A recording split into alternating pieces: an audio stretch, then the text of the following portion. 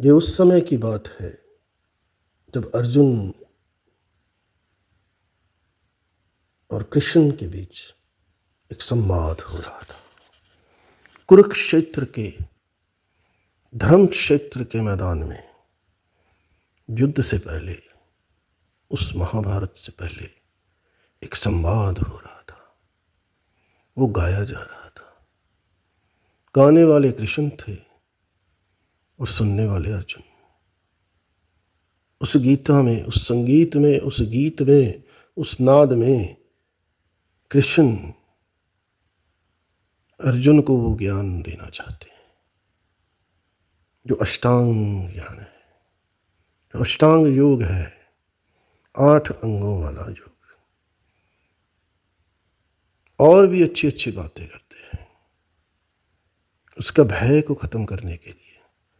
वो अनजान भय जिसमें वो कहता है कि मैं कैसे इन सब परिवारजनों का वध करूं जो सब गलत हैं और मेरे सामने खड़े हैं, धर्म की राह छोड़कर खड़े हैं, और मैं खुद उस धर्म पे चलने पे गए मार्ग पे गलतियां कर चुका हूं, तो कैसे मेरा यह हक है कि मैं इनका वध करूं। तो कृष्ण उन्हें समझाते हैं, वार्तालाप चलता है, 18 अध्याय बन जाते हैं। 18वें अध्याय में आते आते अर्जुन कहता है कि हे श्री कृष्ण, मैं आपका सखा भी हूँ, मैं आपका मित्र भी हूँ, मैं आपका रिश्तेदार भी हूँ, मैं आपका शिष्य भी हूँ, और इन सब अलकनारों से ऊपर मैं आपको अपना आराध्य भी मानता हूँ। कृपया मुझे कोई ऐसा रास्ता बताएं, क्योंकि ये अष्टांग योग, ये ध्यान लगाना, ये सब काम करना मेरे बस की बात नहीं है। सो ये अर्जुन आज का अर्जुन भी है जो सॉफ्टवेयर इंजीनियर बन गया है, कोई पॉलिटिशियन है, प्रेसिडेंट बन गया है, कोई हॉलीवुड में फिल्में बना रहा है, कोई बॉलीवुड से हॉलीवुड के जाने के रास्ते ढूंढ रहा है। तो ये उनका भी अर्जुन है। तो वही कहता है कि भाई कोई रास्ता बताओ जो इतना जटिल ना हो, सीधा साधा हो, मेरे जैसा हो, मेरे लायक हो। तो कृष्ण से पूछा, वो तो वक्ता है उस वाक्य के, उस स्वर के जहाँ से सब निकला है, वो तो है जो हर सवाल का जवाब है। तो उन्होंने एक ही श्लोक दिया, सर्वधर्मन्ना परित्यज्य मामेक शरणं व्रज अहम तब सब पापे भयो मोक्षामि मा शुचे। सर्वधर्मन्ना परित्यज्य, ये सारे धर्म कर्म कांड जो भी तुमने सीखे हैं, जहाँ सिखाए जा रहे हैं, सब छोड़ दो। मामेक शरणं व्रज, मेरी शरण में आ जाओ। अहम तब सब पापे भयो, उसी क्षण तुम्हारे सब पापों का नाश हो जाएगा और मोक्ष की प्राप्ति करोगे। मोक्षामि मा शुचे। अब इस पे चिंतन होता है, आज भी हो रहा है, आने वाले समय में भी होगा, कि मोक्ष, निर्वाण, एनलाइटनमेंट इतना आसान, इतना सीधा। तो उसका कारण एक्सप्लेन किया गया है कि कृष्ण कहते हैं कि अगर अच्छे कर्म करोगे तो स्वर्ग मिलेगा, बुरे कर्म करोगे तो नरक मिलेगा, और इनका बैलेंस करते हुए तुम्हें नया जन्म मिलेगा, और फिर इसी सृष्टि के चक्कर में घूमते रहोगे, इसी माया के इंद्रजाल में उलझे रहोगे, और ये चक्र चलता रहेगा। तो यही तो संसार है, यही तो वो इंद्रजाल है जिसमें हम सब आत्माएं अभिभूत होकर लगी हुई हैं अपने अपने शिखर को छूने के लिए।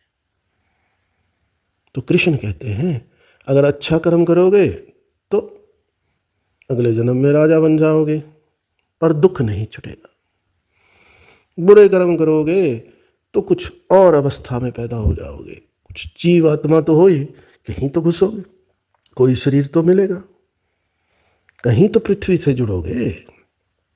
जब तुम्हारा आकाश रूपी आत्मन पृथ्वी से जुड़ता है तो एक नया जन्म पैदा होता है, चाहे वो जीवाणु हो, कीटाणु हो, वनस्पति हो, जहाँ के कोई शरीर हो, कोई जानवर का हो, या फिर कोई मनुष्य का हो।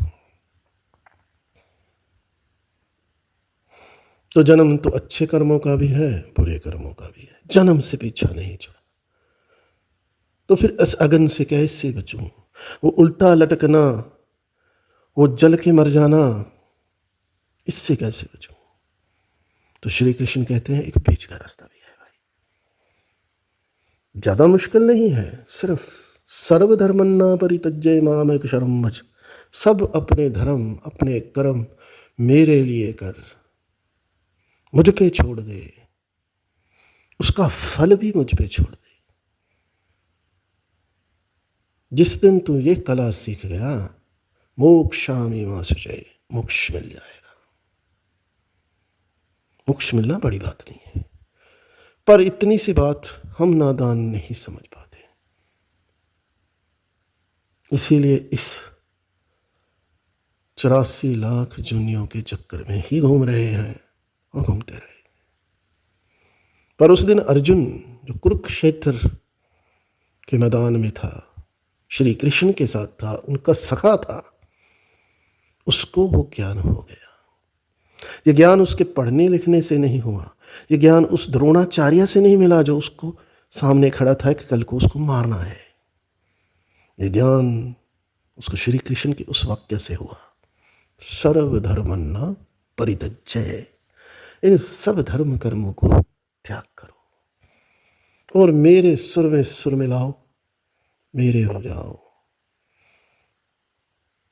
तो अर्जुन ने मन से धारण किया और वैसा ही कहा जैसे उनके सखा श्री कृष्ण ने कहा, तो उन्हें अनुभूति हो गई। वो विराट रूप वो मिला, वो देखा, जिसमें एक मुंह से सृष्टि बनती है तो दूसरे मुंह से चली जाती है।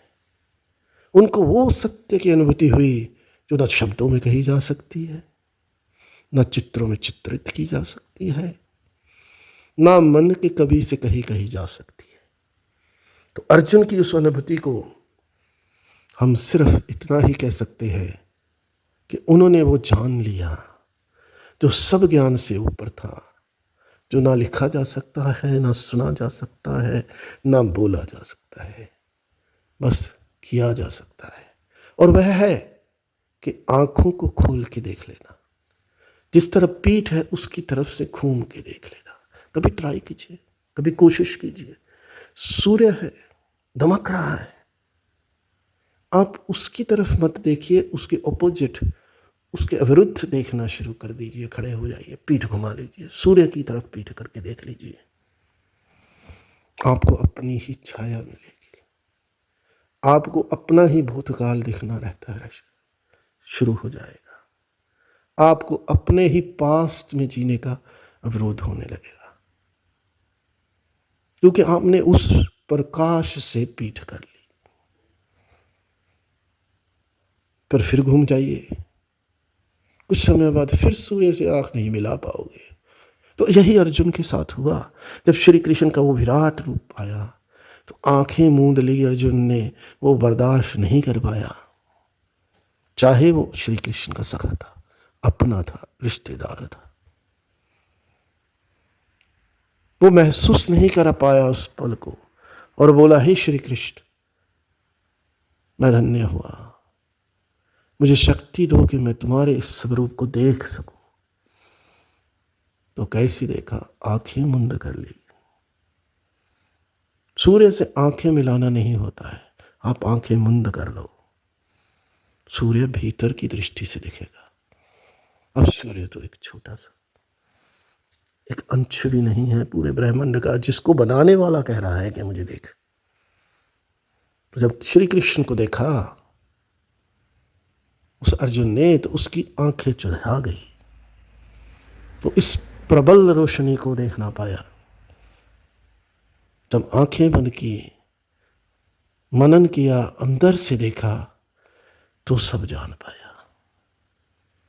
वो ज्ञान किताबों में नहीं है, वो मेरे और आपके वाक्यों से बाहर है।